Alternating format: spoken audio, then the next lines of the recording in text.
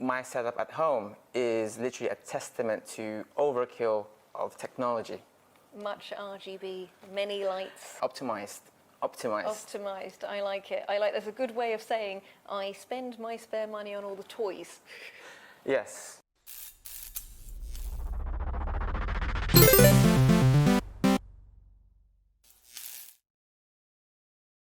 Hello and welcome to Gaming Talk from Antstream. I'm TristaBytes, and today I have with me Terrance, a recruiter in the gaming industry, a sometimes streamer known as the Truly Mad, and general gaming expert as well, I would say. Thank you so much for joining me. Thank you for having me here. Good day, good afternoon. Yes. Good afternoon, good evening, and good night. Good night. So, I mean, people could be watching this at any time of day. That's true, actually. Keep it all covered. Plus, as people who work in the gaming industry, we have no idea what time of day it is anyway, for the most part. No, we don't really sleep. Yeah, unless the game has a day and night cycle, I have no idea. Yeah, well, you go and hit pastime morning, noon, and night normally in those things. So yeah. I have asleep and playing games. Yeah, well, hey, food. Do not forget food. Good one. Yeah. Good point. So, I wanted to invite you on here today to talk a little bit about your history with gaming, where you started with gaming, and how you ended up working in the gaming industry. So, what was your first ever kind of computer game experience? I guess it probably goes back to the old Atari Pong. Literally Pong. They had all the different games for that, but it's mainly, that was probably the first one where I remember all your friends would come around and you basically have a queue system on who can be the best. And yeah, I remember the joysticks where it's literally just one button. Yeah. And you're doing that. But yeah, I mean, that wasn't mine, that was my dad's. Because no way you would have been able to afford that. But at the time, that was really revolutionary. And from that point, I think I started to like just games, tech, and just gadgets in general.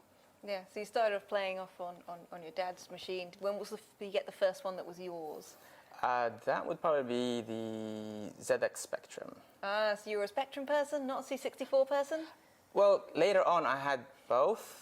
Okay, because normally that was the first one. There. Yeah. Oh well, see, this is the thing, because the Spectrum one was an interesting one because it's just monochrome. You just have literally black and white. Then you had like the Commodore side of things, and that's when you start having. Well, that was not. They cheated. That was not monochrome, but that was green and black. So they had like different choices in just the starting colors.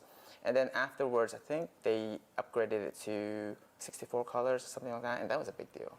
So, games back then started off as, like I said, just single, very, very simple ideas. That if you look at the code base on them now, it's so easy to write. We used to be able to type them out. They were this many paragraphs of code. Yeah. Move square from point A to point B. Did it hit this on the way? If yes, dead.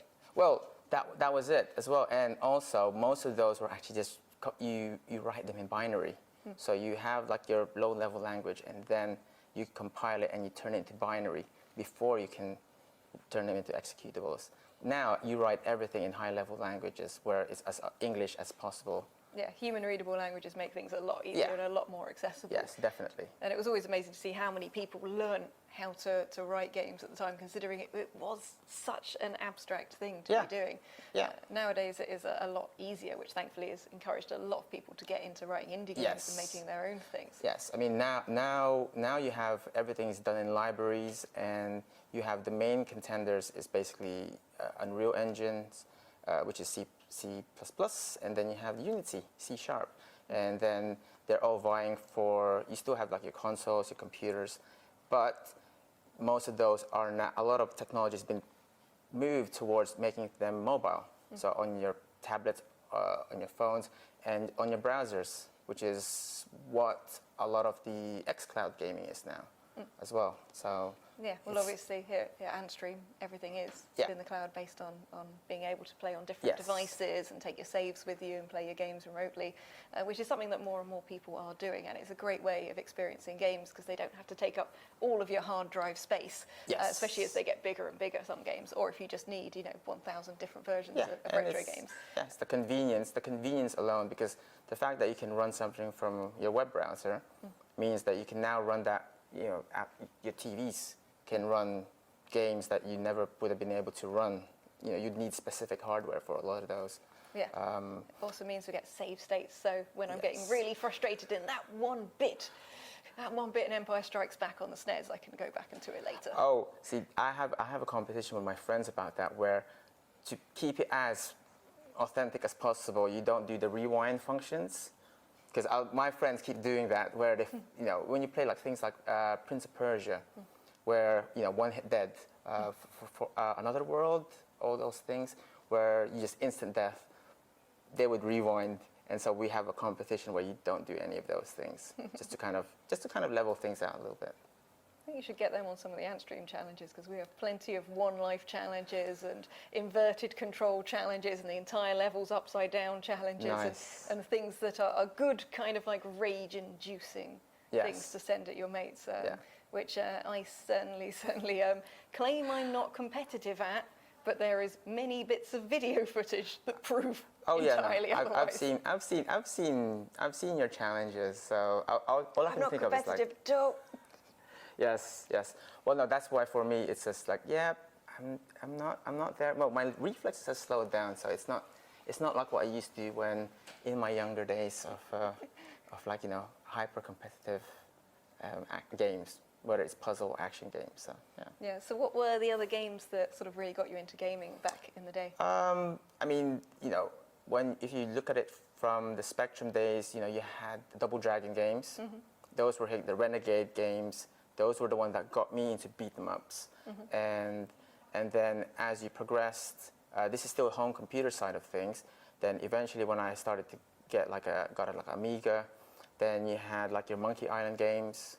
I love classic games. Oh, I love text adventure, like graphic adventure games, because I said before that it was all text-based adventure games where you had to type things in. That was the first time you can, you can see something graphically represented. You can point at the thing, not just type in, desperately hoping you've typed the correct keyword for it. Yes, exactly. Yeah. I think the Monkey Island games were quite, have been one of those things that cemented in people's minds a love of point-and-click adventures. Also, Day of the Tentacle is another one I adore. The humour in those games was phenomenal. Yeah, that was the heyday of the graphical adventure. You had like Day of the Tentacle, you had Full Throttle, you had, I don't know if many people know about it, The Dig. That had... that was one of the first one. They had technically A-list celebrities. They had Robert Patrick doing the voice, Oh, actually, and even adding voice in games was something that, people didn't think of back then. Everything was just MIDI. Beeps. Yeah, beeps. Yeah, it was MIDI sound Beeps. files. Oops. So it was like, brr, brr, brr, and then text. Yeah. Who knew that Manic Miner was not the pinnacle of game music? Then also on Spectrum games, like you had the Dizzy games, Again, that reminds me back of when I was in school, because that was like one of the games where you think platformers, that was hard. You're an egg. You're an egg. Anything throws itself and doesn't smash. Yeah, so I'm assuming Dizzy is hard-boiled. As you progress, then you had, when the dawn of the arcades came through, you started playing. That's when I was a bit more competitive. So when Street Fighter, all the fighting games, I played all of those. I may have won a few tournaments back in the day. The funniest one I had was I won a Street Fighter 2 tournament, and then I got a trophy, basically of some bling of a guy literally just doing like a kick. Yeah. And so people thought, oh wait, are you a martial arts expert? Because when people come around, they'll think you were like, yes, in 16 bits. And then I said, just don't read too close on what it says on the plaque. It's a Street Fighter 2 thing. But yes, we played all of that. Samurai Showdown, Fatal Fury. That's when Capcom, SNK, they were all vying for that spot. And then, obviously, when the consoles started to evolve to a point, Master System and the NES, probably the two ones I had. On the Master System, I remember they had like Alex Kidd, the Shinobi games. And then on the Nintendo, you had Blaster Master. Again, that one had a remake recently on the Switch, but you had that. You had Metroid. You had like the original Super Mario Brothers. Again, as the technology improved, the consoles basically kind of killed off arcades, because made We it. started to get to the point where the consoles were matching the Yeah. arcades, and Yeah. we kind of had the heyday of arcades, and then it started to, I think, as retail spaces became more expensive to rent, and as people realised that you could put £500 into something in an arcade cabinet, or for like 50 of those pounds, you could get Yes. that game at home, and the graphics started to catch up with the home consoles, which was always just absolutely incredible to see. You know, you look at things like Golden Axe on the home machines, Oh, and yes. it looks amazing. Shinobi, Golden Axe, Altered Beast. I mean, again, I've had a look at the catalog on Antstream. You know, a lot of those old arcade games I used to play. You know, like Ikari Warriors. Yeah. You know, Magician Lord. Yeah. That was a SNK one. Then all those games where you look at that, and those were the ones you spent so much money as a kid. How much money do you think you put into Magician Lord? Quite a bit. I can see you looking wistfully into I was the looking. distance, I'm looking wistfully, like, oh, pocket golden money. days. Well, that was when you'd go down to Trocadero in central London. That was before it became really seedy. But when it was a wholesome family place, you'd go there because you would have all these arcade games. You have the Teenage Mutant Ninja Turtles arcade game. First time you see four players. 4 playouts, classic. You had was it G-Lock? No, the Sega, the one that you had 360. Ah, yes, the ones that kind of threw you into the big immersive bubble. Yep, that was the one where if you're not prepared, people got sick on that. Fantastic stuff.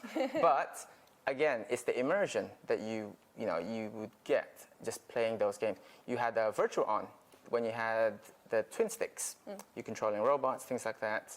Now, if you look at it now, where you have controllers now as standard have twin sticks.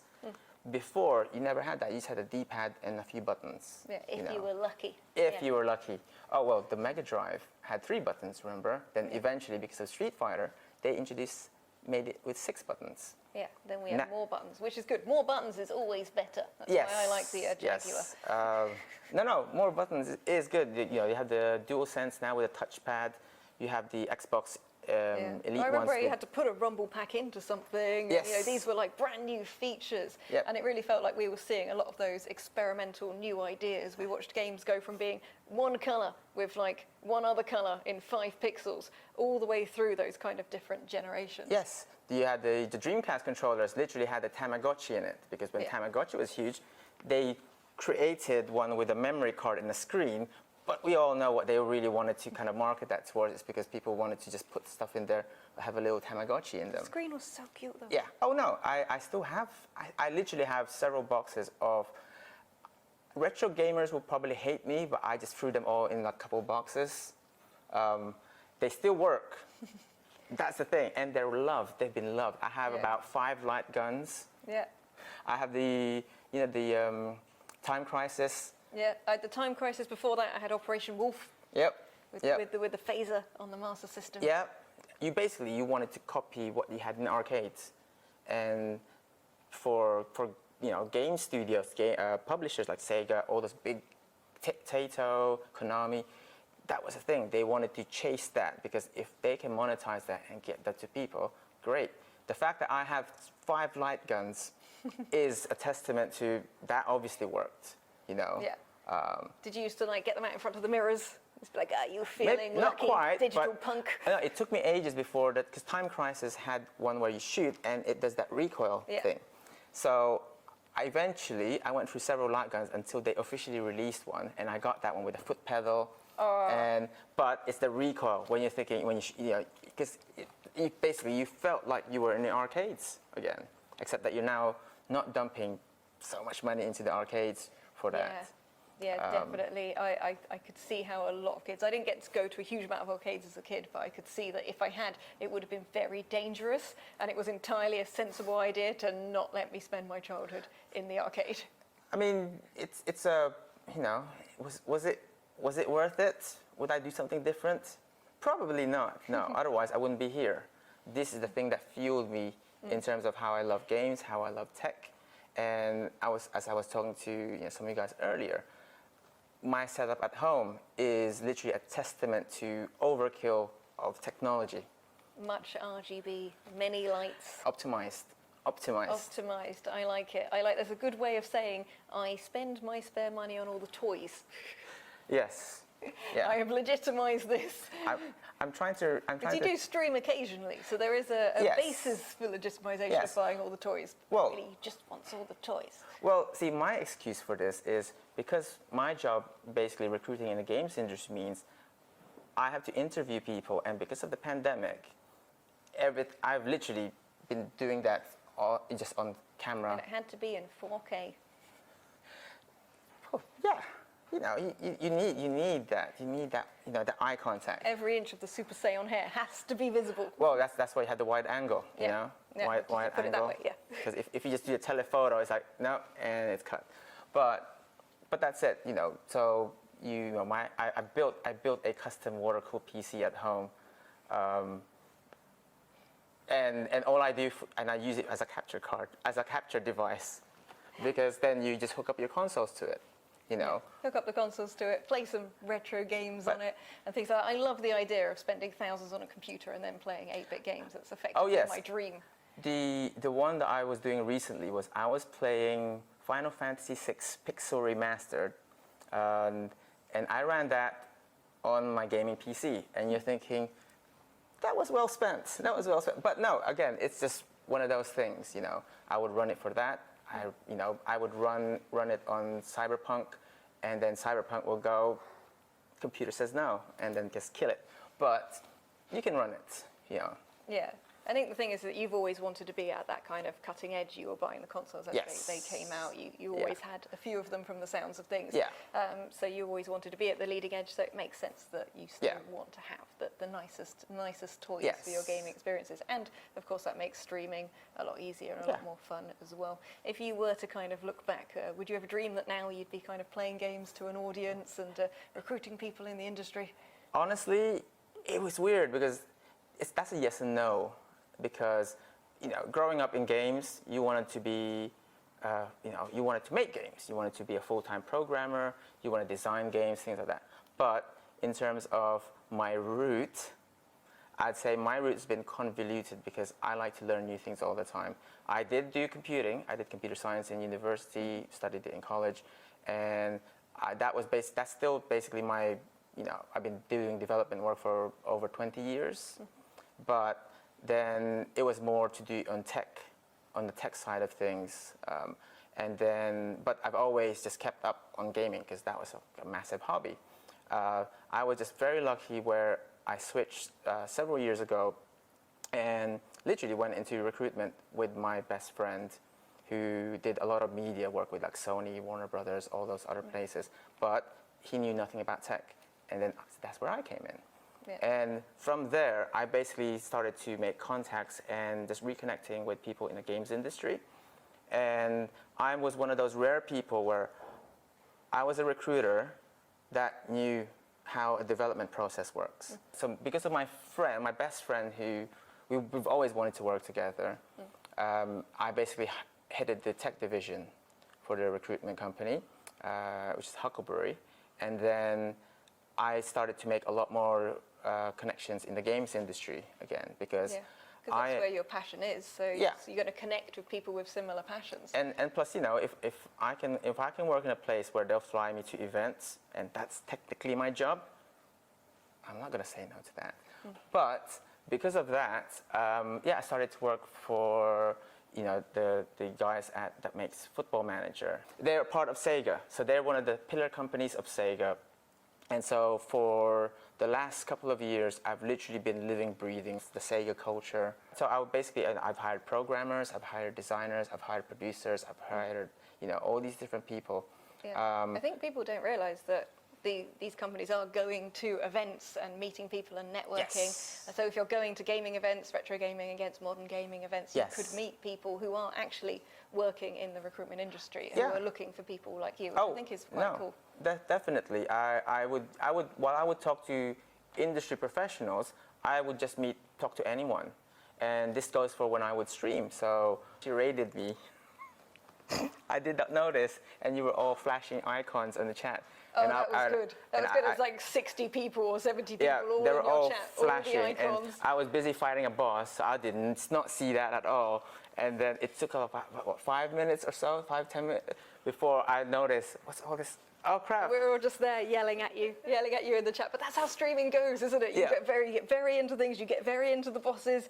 You know, occasionally I'll get raided on Twitch as I'm in the middle of a challenge. And I'll just be kind of like, you're very important to me. I need to prove I can shoot more Space Invaders than someone else. Could you please just give me one second? That's it. Especially when you're streaming. It's funny because when you're playing offline, you're like a freaking ninja. And then the moment you press live, you die. And you die, and you're thinking, it's like, no, it's okay. And that's why we have the sake, you know. As I said, I stream, sometimes mainly for fun. And that was a good way for me to have an outlet during the pandemic. But at the same time, I always am very open about if people needed advice in terms of the gaming industry. To me, the most important thing that, especially in the games industry, is you can have all the technical skills in the world, but you need that drive. And if you like games, that gives you that extra leg up as well. Definitely. Your enthusiasm is not a negative in these kind of industries. It's showing that you actually love what you do and you're going to be a good fit, because games companies are built out of people who love games. Everyone here at Antstream plays games, and we discover new games all the time. And I think that's something that really comes through in every workplace, is having a passion for the industry that it's in. And I know that you can be a little bit competitive. And I know that you're not going to walk away from a challenge I might randomly throw at you at the end of this here. And you mentioned a game earlier called Magician Lord. Yes. And I believe we have some challenges for Magician Lord. All right. I believe we can have a competition over who can kill the most frogs. Yeah, definitely. Yeah, so I'll be up for that. Okay, excellent. I think we're a level where we haven't really both played that in forever, so should be even-ish. I don't know. Maybe someone's. Place your bets. How many frogs can you roast? You'll need to stay in dragon form. Okay. We're going to see which one of us is the best at killing perfectly innocent frogs. Would you like to go first, or would you like me to go first? Ladies first. Ladies first. You just want to see what my tactics are. Yeah, and that's the thing. So, that's what it is. It's just tactical. I know it. I'm a dragon. I can do this. Channel your inner dragon. Channel your inner dragon. Out of my way. Out of my way. No. I've perished and I had 26 seconds left. Well, I've achieved 6 frogs. The frogs are happy. You can have a mulligan. I don't know, it's up to you. You're going to let me have a retry? Yeah. Okay. The first one's always practice. You can always. It's like a pancake, isn't it? The first one's always a throwaway. Okay. I'm going to stand back a little bit. I never throw away pancakes. Don't throw away good pancakes. Okay, let's go for roasting some frogs. Okay, there we go. Better. Okay. There, frogs minding their own business. Oh no. Okay. I've got exactly the same amount of frogs. I think we can say this is probably my maximum amount of frogs. You lasted longer that time. Yes, I achieved exactly the same amount. You are the expert at this game. Let you have a go now. I wouldn't say that. Okay. Here, you're in your dragon form. Channel your dragon energy. Dragon energy. Those frogs. Oh. You have achieved. Wait, 6 frogs. Is this stuck on the 6 frogs? Yeah, there you go, 6. There we go. Do you want one? You gave me one more go. Should I give you one? All right then. This is only fair. All right then. Okay, let's do it. This is where you now beat me terribly, and I can no longer say it's a draw. We'll see. One more go. Fire, frogs. And you think they'd learn to hop away? Okay. You're gonna get past the 6 frogs. Oh, where are we? Oh, come on, frogs. Oh, where did I come from? What is that? It's a jelly. It has destroyed you, but you may notice that the amount of frogs you have achieved I got 2 is more. 8 frogs. Which means, regrettably, I have to announce that you are the winner. All of the kudos points go to you. Thank you. The frogs do not thank you for your service. It happens. Sometimes you're the frog. Sometimes you're the fire-breathing dragon. That common phrase, I say that all the time. So you are champion of murdering frogs. Thank you very much. It's a tough life. Hopefully you can find a lot more games to play on Antstream, Yes. which are going to reignite all of those childhood memories. Yeah. And the frogs will pay for this in their tens or hundreds in future challenges. This is getting much darker than intended. Either way, it has been lovely to chat to you today. No, thank you for sharing your gaming Thank you for having me memories. here. No, definitely. I think I might actually even stream some Antstream stuff as well. Because There you it's go. really You heard it here first. Thank you so much for joining me today. You Thank are you. awesome. The frogs are less than they were previously, and we will see you all next time. thank Bye. you. Bye.